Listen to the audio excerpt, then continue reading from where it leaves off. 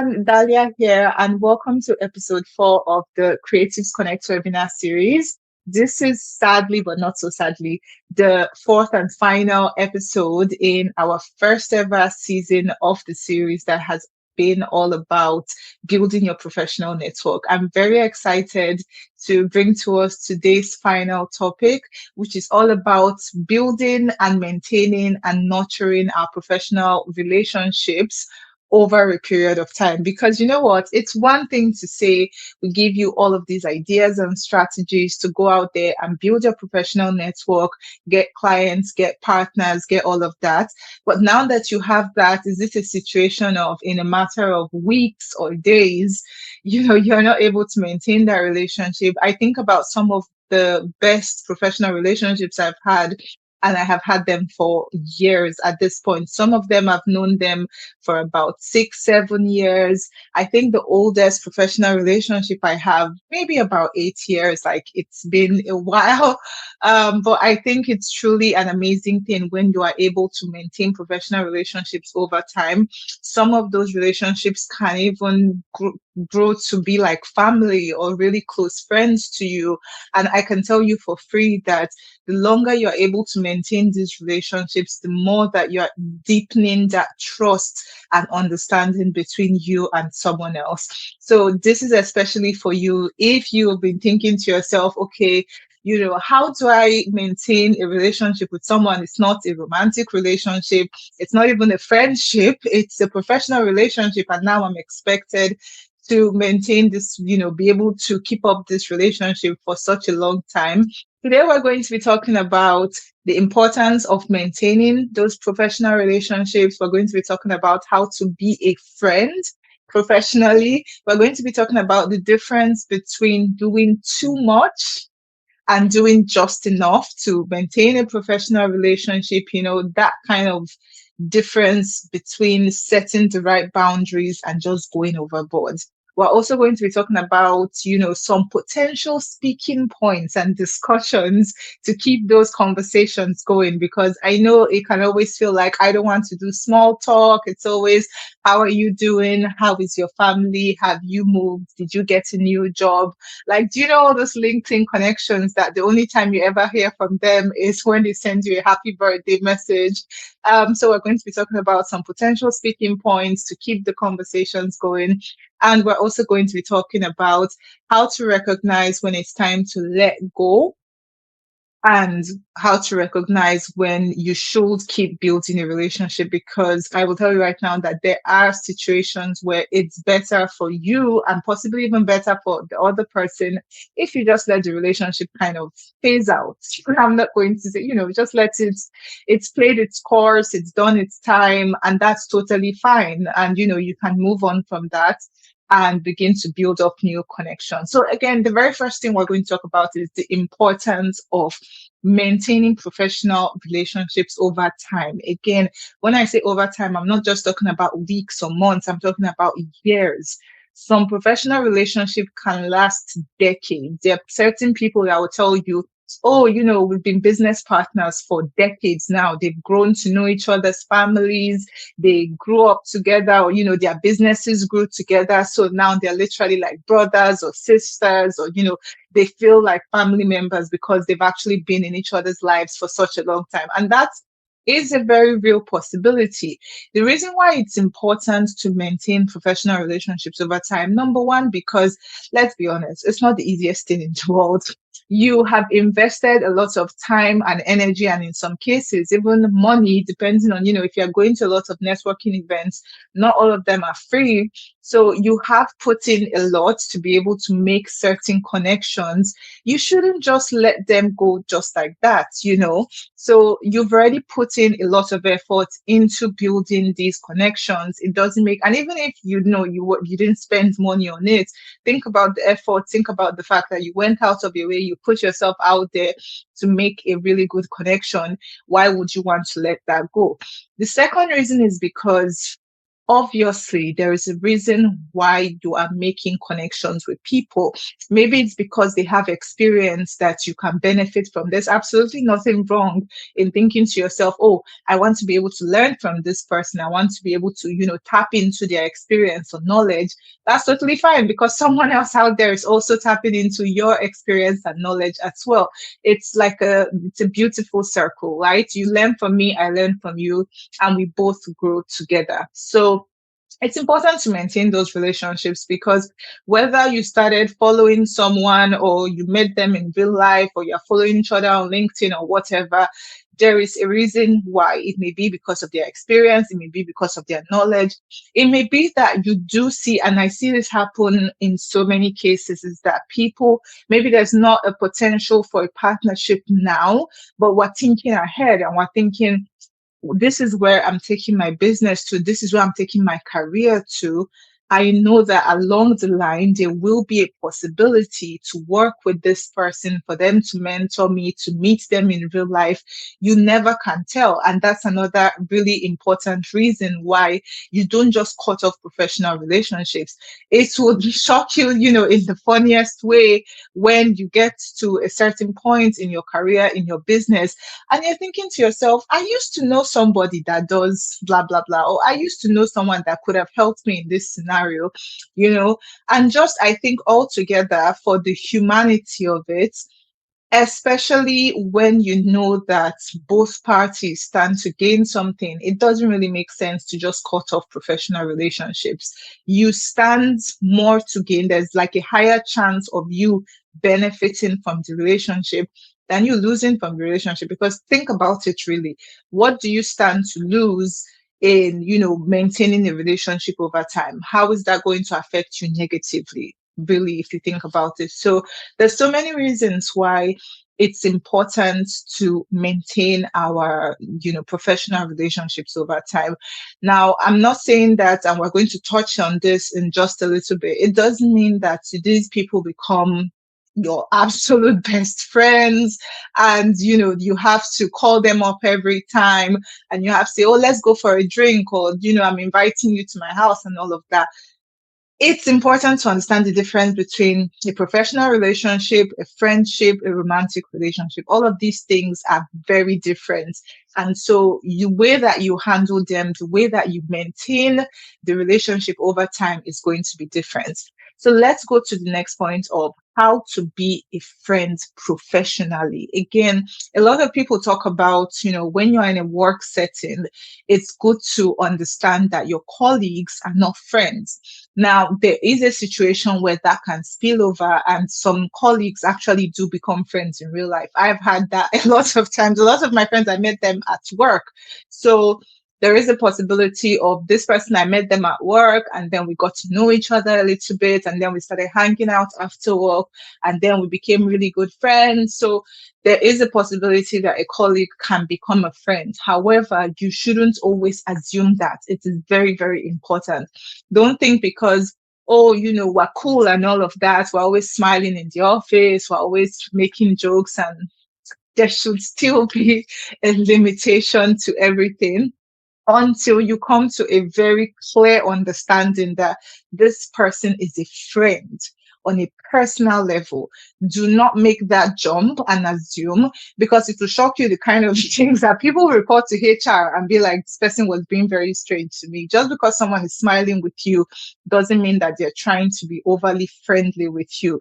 It's just common etiquette, and it's nice in a workplace to be nice to other people, to be able to have conversations with other people.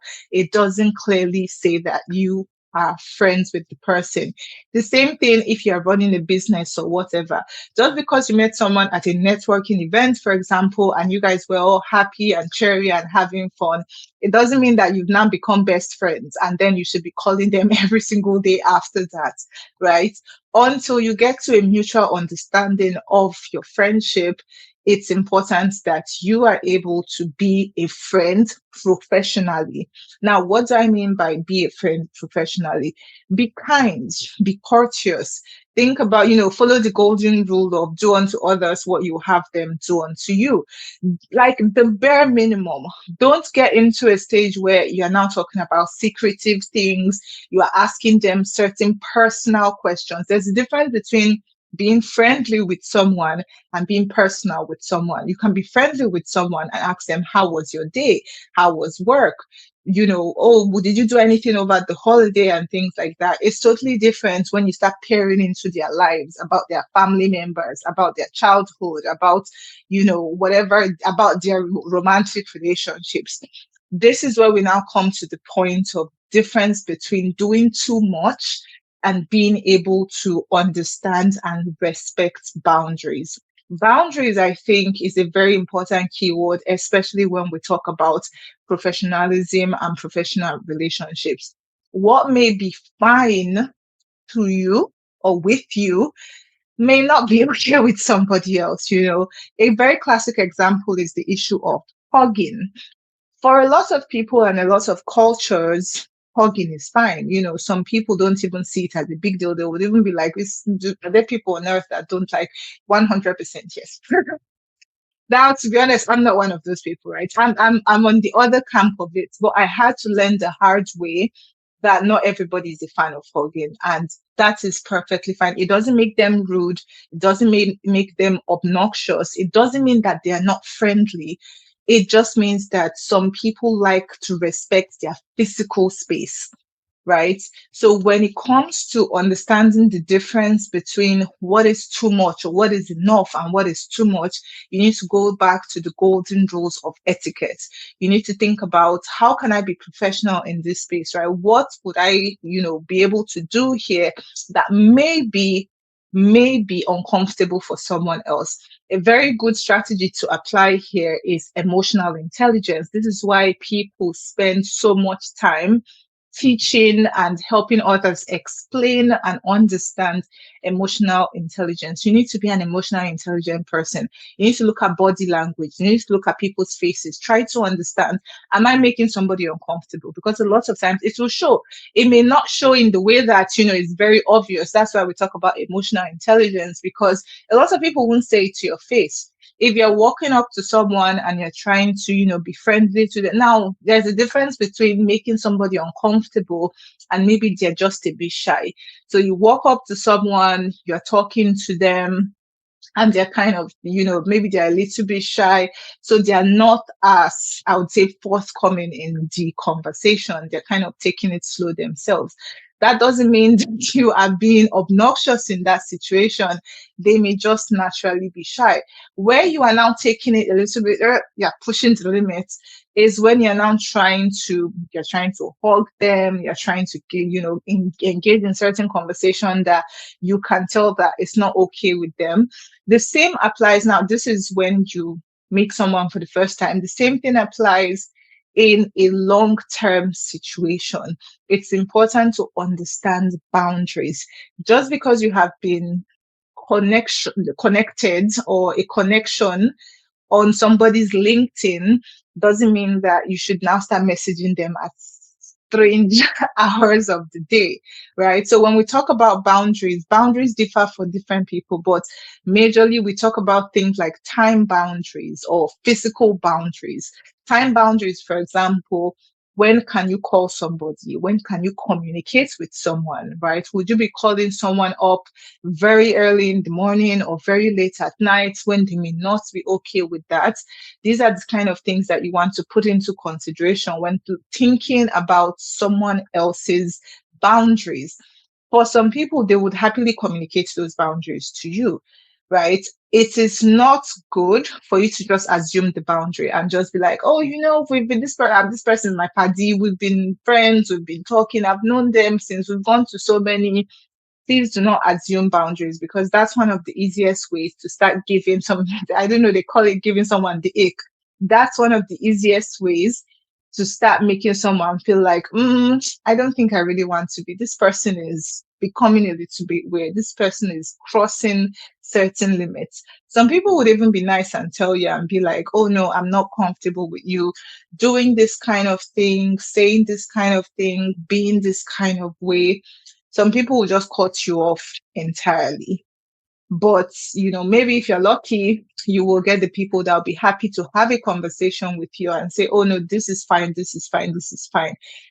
Just because your relationship has, your professional relationship has been a long time, it doesn't then mean that the quality of the relationship has changed, right? Or the nature of the relationship has changed. This is a professional relationship. And that's why it's so important that we talk about boundaries, and professionalism, because we're thinking about it in the long term. You've had a professional connection for the first year. Okay, maybe you guys were chatting on LinkedIn and that was fine. The second year, the third year, now it's now feeling like, oh, I should be able to call up this person. Are they okay with that? Because again, for professional relationships, it's very important that there is a mutual agreement. That's all about, that's where that professionalism comes in.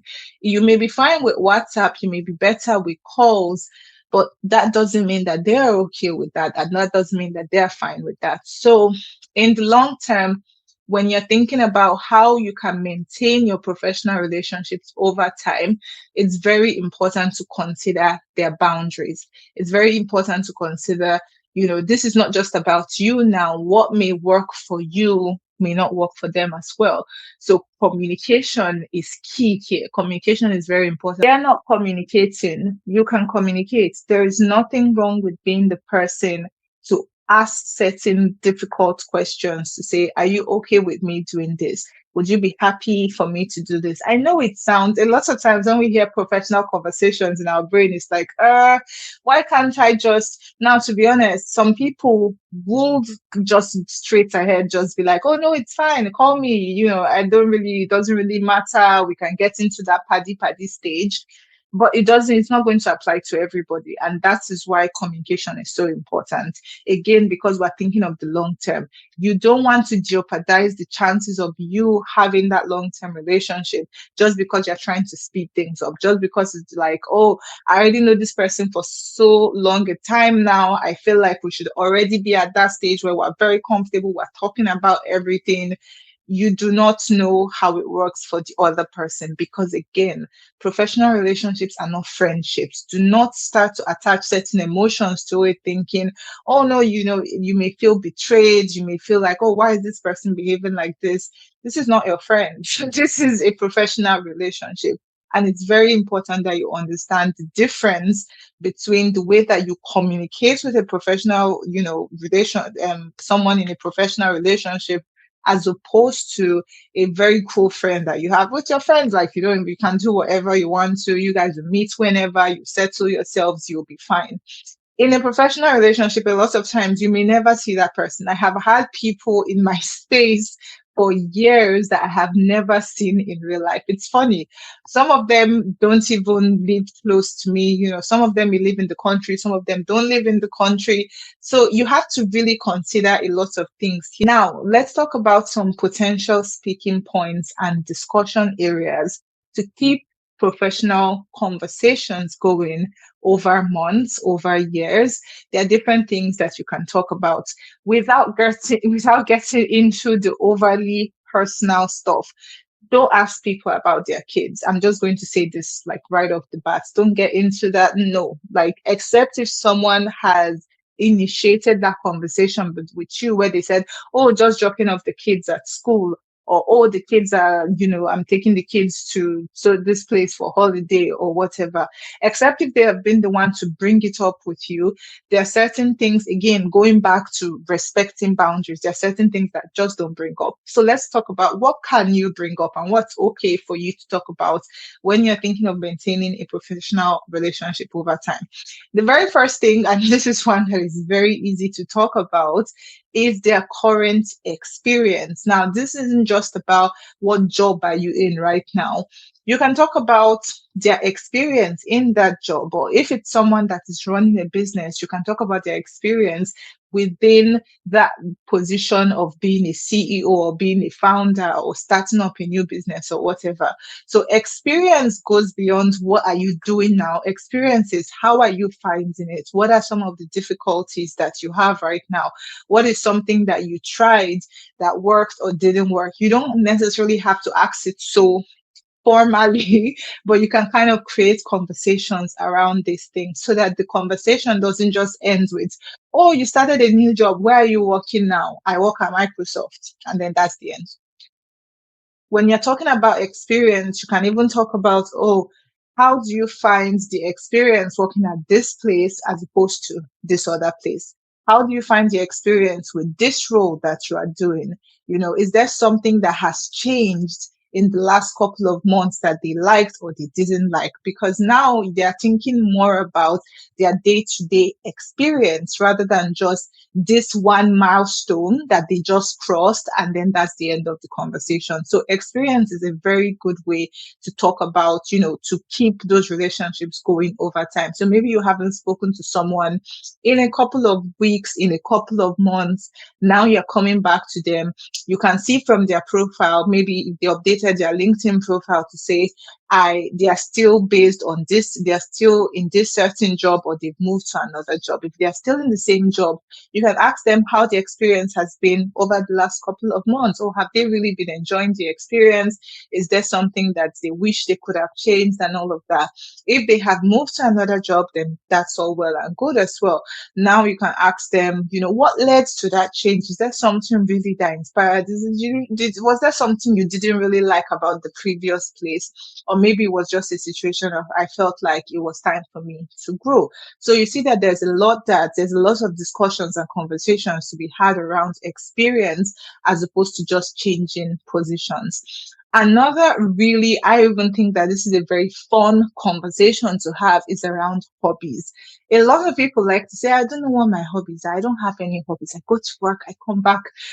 Okay, so if they are, you know, if you ask someone and they present that front of, I don't have any hobbies or I don't know what my hobbies are, you can ask them what they would have liked if you did have the time. That's one fun way I like to think about this is if you had a lot of time or if you had a little time, right? So I ask someone if you did have a lot of time, if you had like 1 month off, you know, 1 month holiday or whatever, what would you like to do? Where would you like to go?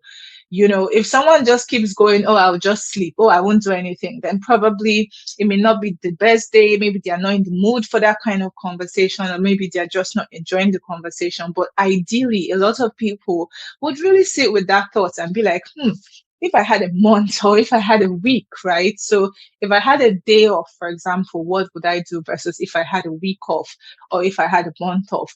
Mind you, a lot of these conversations are not only possible or not only usable when you're chatting with someone over like LinkedIn or whatever, even in person, right? You have this connection that you haven't seen in a long time, and now you met them at another event. These are some of the things that you can, you know, use to keep the conversation going. Speaking of conferences and events, that is also another very important conversation or, kind of chat that you can have with someone, especially if you meet them at an event or if there was an event that just happened, right? You can be like, oh, did you attend this event? So maybe this is something now in the past. Did you attend this event? Oh, yeah, they had it at this place. Maybe you attended. So you can be like, oh, I attended it. This is kind of what they were talking about. I thought that was interesting. Ask them what they think as well. How, you know, if they attended or if they didn't attend, will they be open to attending such an event? You know, what do they think about it altogether? If it's an event that's happening right there and the both of you are right there, then fine and good. You can talk about the speakers, you can talk about the theme of the event, you can talk about your key learnings and takeaways, you can talk about someone else that you met at the event. A lot of these things are very good ways to keep the conversation going even after you've left the event. So again, always try to, I think the golden rule that applies here is do not ask people closed-ended questions. This is a golden rule with any kind of, I would say, relationship you are trying to build. Do not ask people closed-ended questions, because when you ask someone a closed-ended question, you can't really blame them if they just say yes or no. It's like asking someone, "Oh, did you change jobs?" Or, "Oh, where do you work now?" And I can just say, "I work at Apple." And that's the end. As opposed to, "How are you finding your new job? What made you switch jobs? Is there something you were looking for that the previous one wasn't giving you? Or how are you finding it at the new place compared to the old place?" You see the difference between kind of, that's my ideal version of saying you're picking someone's brain, which then brings us to the conversation of picking someone's brain. Now, this is one issue that kind of gets a lot of mixed reactions. Some people really don't mind it, but I will tell you for free right now, majority of people I've met in my career are not fans of quote unquote picking their brain, especially when this is a person that you are trying to learn from. They may be a mentor, they may be someone that has more experience and expertise than you. Do not ask people that you want. I think just generally my my 2 cents. Please do not tell people that you want to pick their brain. It sounds weird, and it's kind of an old school method of networking, right? If you want to learn from someone, if truly and truly you've made a professional relationship or a professional connection, and you feel like, "I want to learn from this person. I want to be able to, learn from their experience. I want them to mentor me," or whatever. There are different ways you can do it. There are direct ways, there are indirect ways. A direct way is to just come off and ask them. It doesn't mean that they need to have a mentorship program. It just simply means you can say to them, "Oh, maybe a couple of, every couple of weeks or every couple of months, depending on their availability, if you would have a 30-minute call with me so that I can just run some ideas by you." Do you see the difference? It is more proactive. It's more you putting in the work. I can just run some ideas, maybe just what I've been working on or this project that I have that I'm planning. I can just run it by you to get your feedback, to get your take.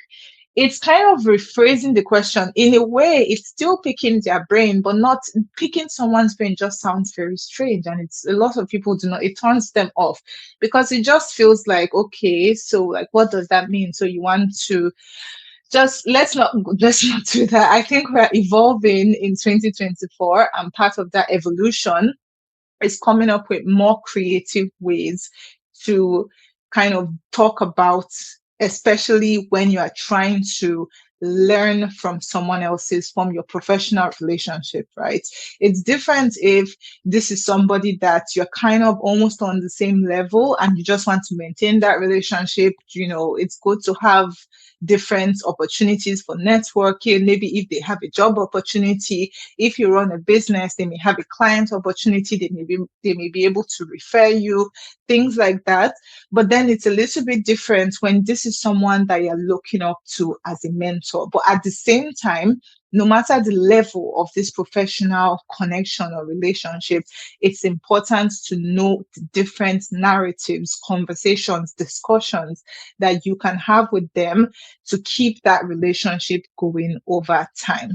Another important conversation that you can continue to have is on professional growth. This is very important because as much as you are thinking about sort of, "Oh, I want this person to be valuable to me," they're also thinking the same thing, because you don't want to then be the liability that someone is thinking, "Why do I even have this person in my network? Like literally, like what is this person doing for me?"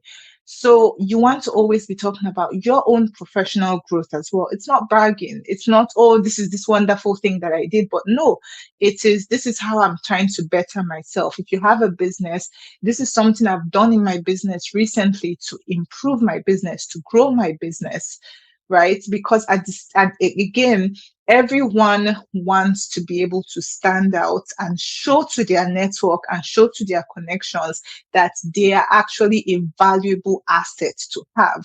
You do not want to become a liability to other people, for them to look at your profile or look at you even in like an event or conference and they're thinking, "This person, I've known them for how many months or how many years now. I don't know if, should I even have them in my network? Is there any possibility that we can ever work together? You don't want people to start having those thoughts about you. Now, you're not able to control people's thoughts, and you shouldn't let that rule your life, obviously.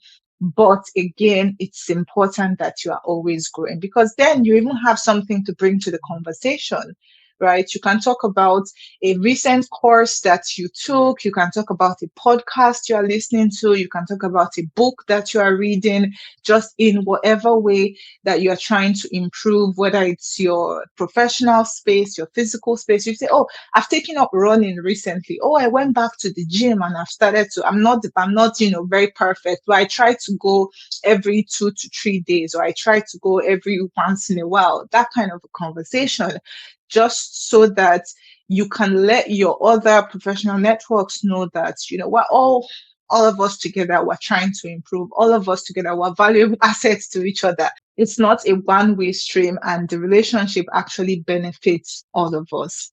Finally, I want to talk about how to recognize when it is time to let go, or when it is time to keep building the relationship. I'm especially going to focus on when it's time to let go. How do you know that it's time to let go of a relationship? The most important one is when it is becoming problematic. Very simple, very straightforward. If a professional relationship is beginning to cost you your mental health or physical health, or it's just being problematic to your life, please let them go. If a professional relationship is not as responsive, now this one I will touch it with I will have this one with a grain of salt. If they are not as responsive to you're trying to always have some kind of conversation with this person, they're blocked off, you're always trying to build the relationship, to keep the relationship going, they don't never respond, they don't do anything. Now, this one is dependent on the level that this other person is. If this person is at a level where it's more like a mentorship, so for example, if you're following Bill Gates and you're sending Bill Gates a ton of messages, you don't expect that he would be able to respond to you. Probably it may be magical that he does, but for the most part, you would not expect certain personalities to be able to respond to you. I know I'm using Bill Gates and it's a very, high up character, but still this can apply to someone that, you look up to in your own space as a mentor. So if that is the case, then probably it's fine for you to keep that going a lot longer, even if it's not a two-way communication. However, if it's just someone else like you, a business owner, someone that is kind of like at the same power with you, and you're doing all these things and you're just not interested in the relationship, then please, it's time to move on. As much as you can try to build relationship, it's not always going to work out, right? And that's totally fine. If the relationship is becoming a little bit strange, in that they are now moving to a different kind of relationship, maybe they are trying to be friends and you are not okay with that, or they are trying to move it into the romantic realm and you're just like, what is up with this person? Ends the relationship. Because again, all of these, I kind of categorize it as, if it's becoming problematic, then you need to end the relationship. However, you should always give grace for times when, life happens. It may be that truly and truly you've been sending a lot of messages, someone else hasn't been receiving it. It may be that you have the wrong email address or the wrong phone number, and you've been trying all these things and it's just, it's been going to the wrong place. So sometimes you can give a little bit of grace, but you need to know at some point it's like, this isn't working out. I don't think I want to continue pursuing this professional relationship. It's not working out. It is fine to end it there and just move on. Because this is even the reason why you need to have as many people in your professional network as possible, so that you are not just relying on one person. The way I like to see professional networks, it's like the more spread out it is, the bigger it's like a tree with so many branches. And the more branches that you have, the more you are boosting your chances of visibility.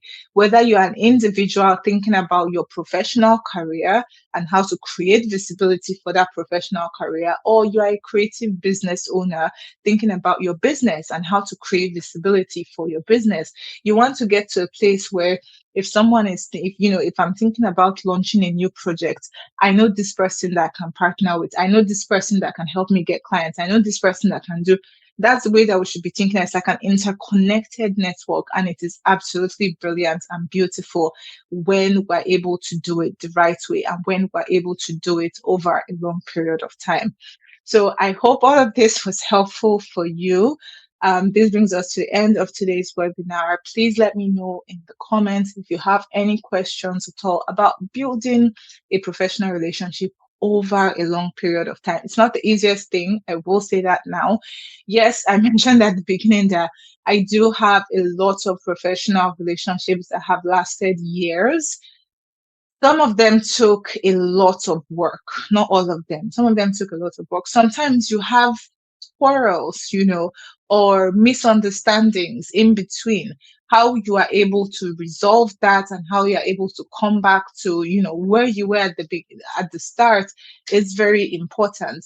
I think a lot of things that we've spoken about in this conversation, such as, being able to respect people's boundaries, having emotional intelligence, being able to communicate properly, all of these things are really important as you are building those professional relationships over time. So let me know in the comments if you found this helpful, if you do have any comments, if you do have any questions that you would like me to answer. And comment what you think we're going to be talking about in the next season of the Creatives Connect webinar series. I'm super excited about this one, and I can't wait to bring you episode 1. We have some very exciting guests coming for season 2, so stay tuned for that. And as always, if you haven't already, be sure to subscribe and ring the bell notification so that you do know whenever we post a new episode.